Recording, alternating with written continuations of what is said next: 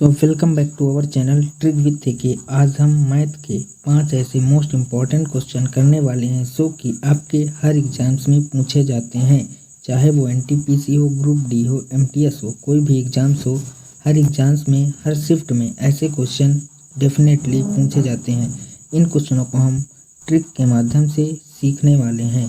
तो चलिए दोस्तों, हम अपनी वीडियो को स्टार्ट करते हैं। यदि आपको वीडियो अच्छी लगी तो प्लीज़ वीडियो को लाइक करें, चैनल पर नए हो तो चैनल को सब्सक्राइब करें और बेल आइकन जरूर प्रेस करें। आज का हमारा पहला क्वेश्चन है कि किसी भिन्न के अंश तथा हर में प्रत्येक में से हमें 2 जोड़ दें तो हमें 3/5 प्राप्त हो जाता है। तो हमें बताना है मूल भिन्न क्या थी। तो इस क्वेश्चन को हम ऑप्शन से करना ट्राई करेंगे। ऑप्शन ए को हम देखें तो यहाँ पर ऑप्शन ए है 1/2।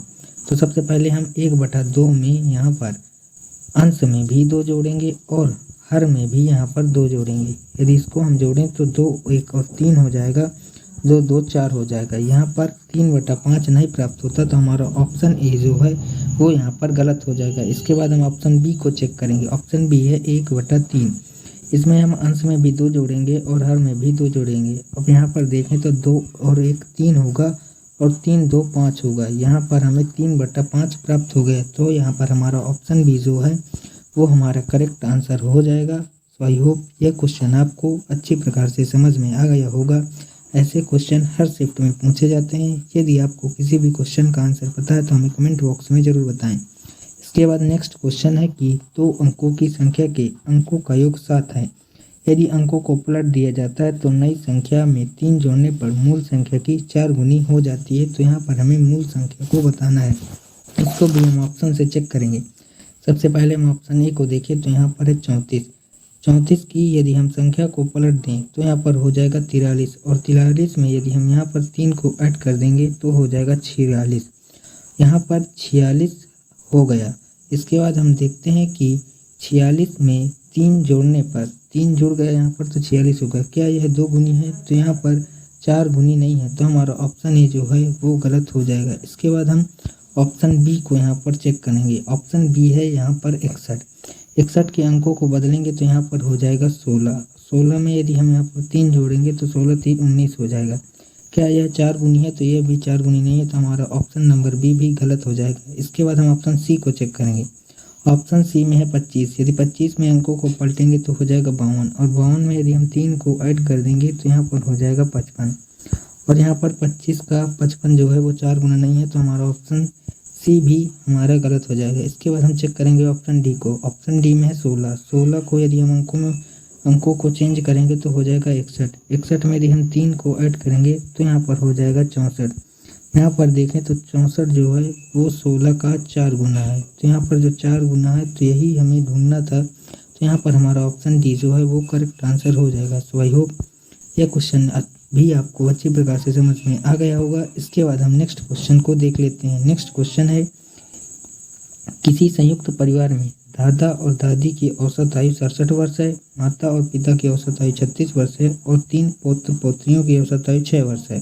तो यहाँ पर हमें बताना है कि संपूर्ण परिवार की औसत आयु क्या होगी। यहाँ पर देखें तो दादा और दादी की औसत आयु है यहाँ पर 67 वर्ष। यदि यहाँ पर हम 67 में से दादा और दादी यहाँ पर 2 व्यक्ति हैं तो हम इसमें 2 का गुना कर दें तो दादा और दादी की जो योग है आयु का वो निकल कर आ जाएगा। तो यहाँ पर यदि हम गुणा करेंगे तो यहाँ पर हो जाएगा 2 7 14 और 2 6 12 और 1 13।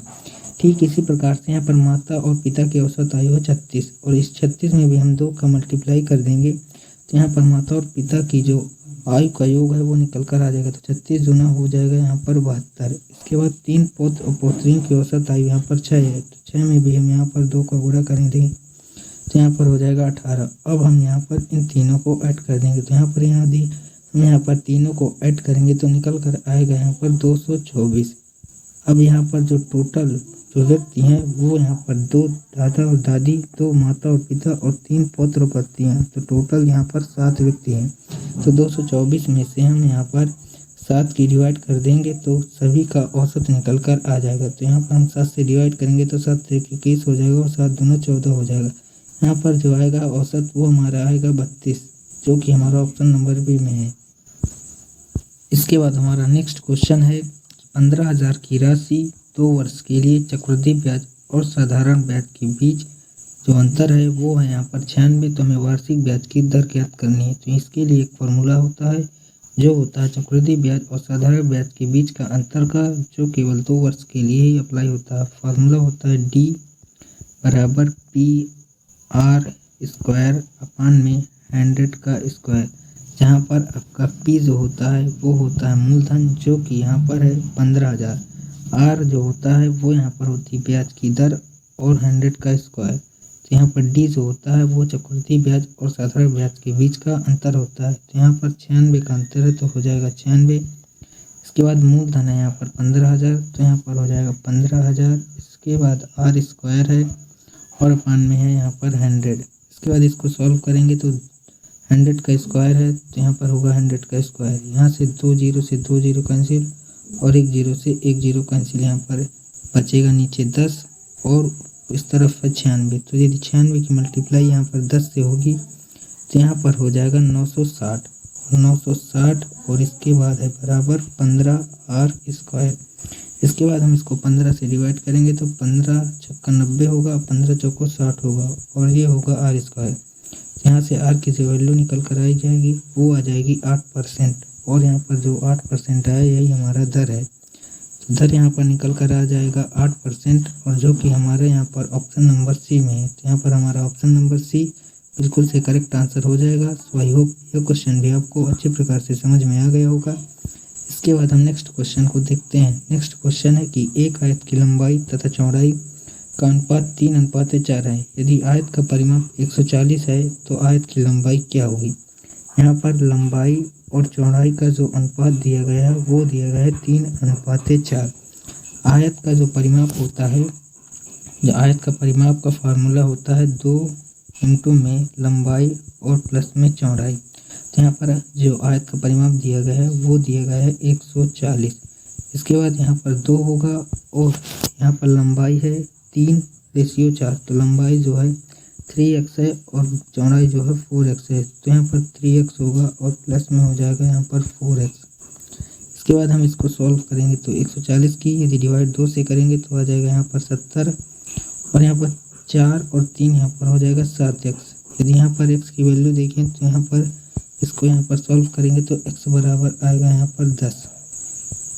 x का मान निकल कर आ गया यहाँ पर 10, और हमें निकालना है यहाँ पर लंबाई, आयत की लंबाई 3x। तो x का मान है 10, तो 3 के मल्टीप्लाई करेंगे तो हो जाएगा 30।